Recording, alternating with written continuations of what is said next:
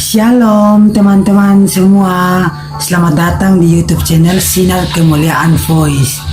Jangan lupa subscribe, like, komen, dan share video-video ini ya, agar dapat memberkati lebih banyak lagi. Terima kasih, shalom. Kejadian pasal 21. Ishak lahir. Tuhan memperhatikan Sarah seperti yang difirmankannya, dan Tuhan melakukan kepada Sarah seperti yang dijanjikannya. Maka mengandunglah Sarah, lalu ia melahirkan seorang anak laki-laki bagi Abraham dalam masa tuanya, pada waktu yang telah ditetapkan sesuai dengan firman Allah kepadanya. Abraham menamai anaknya yang baru lahir itu Ishak, yang dilahirkan Sarah baginya. Kemudian Abraham menyunat Ishak, anaknya itu, ketika berumur 8 hari, seperti yang diperintahkan Allah kepadanya. Adapun Abraham berumur 100 tahun ketika Ishak anaknya lahir baginya. Berkatalah Sarah, Allah telah membuat aku tertawa. Setiap orang yang mendengarnya akan tertawa karena aku. Lagi katanya, siapakah tadinya yang dapat mengatakan kepada Abraham, Sarah menyusui anak? Namun aku telah melahirkan seorang anak laki-laki baginya pada masa tuanya. Abraham mengusir Hagar dan Ismail. Bertambah besarlah anak itu, dan ia disapih. Lalu Abraham mengadakan perjamuan besar pada hari Ishak disapi itu. Pada waktu itu Sarah melihat bahwa anak yang dilahirkan Hagar, perempuan Mesri itu bagi Abraham, sedang main dengan Ishak, anaknya sendiri. Berkatalah Sarah kepada Abraham, usirlah hamba perempuan itu beserta anaknya, sebab anak hamba ini tidak akan menjadi ahli waris bersama-sama dengan anakku Ishak. Hal ini sangat menyebalkan Abraham oleh karena anaknya itu.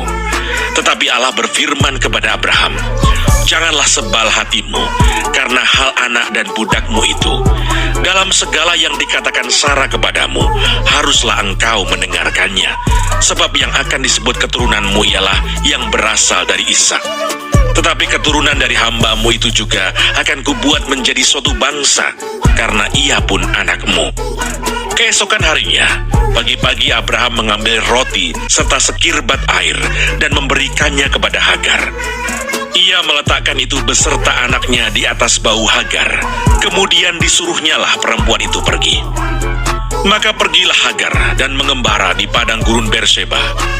Ketika air yang dikirbat itu habis, dibuangnyalah anak itu ke bawah semak-semak, dan ia duduk agak jauh, kira-kira sepemanah jauhnya, sebab katanya, tidak tahan aku melihat anak itu mati. Sedang ia duduk di situ, menangislah ia dengan suara nyaring. Allah mendengar suara anak itu, lalu malaikat Allah berseru dari langit kepada Hagar, katanya kepadanya, apakah yang engkau susahkan Hagar? Janganlah takut, sebab Allah telah mendengar suara anak itu dari tempat ia terbaring. Bangunlah, angkatlah anak itu, dan bimbinglah dia, sebab aku akan membuat dia menjadi bangsa yang besar. Lalu Allah membuka mata Hagar, sehingga ia melihat sebuah sumur. Ia pergi mengisi kirbatnya dengan air, kemudian diberinya anak itu minum. Allah menyertai anak itu, sehingga ia bertambah besar. Ia menetap di padang gurun dan menjadi seorang pemanah. Maka tinggallah ia di padang gurun Paran, dan ibunya mengambil seorang istri baginya dari tanah Mesir. Perjanjian Abraham dengan Abimelekh.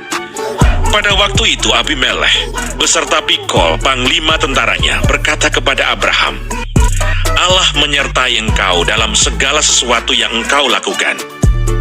Oleh sebab itu, bersumpahlah kepadaku di sini demi Allah, bahwa engkau tidak akan berlaku curang kepadaku, atau kepada anak-anakku, atau kepada cucu cicitku, sesuai dengan persahabatan yang kulakukan kepadamu. Demikianlah harus engkau berlaku kepadaku, dan kepada negeri yang kau tinggali sebagai orang asing. Lalu kata Abraham, aku bersumpah.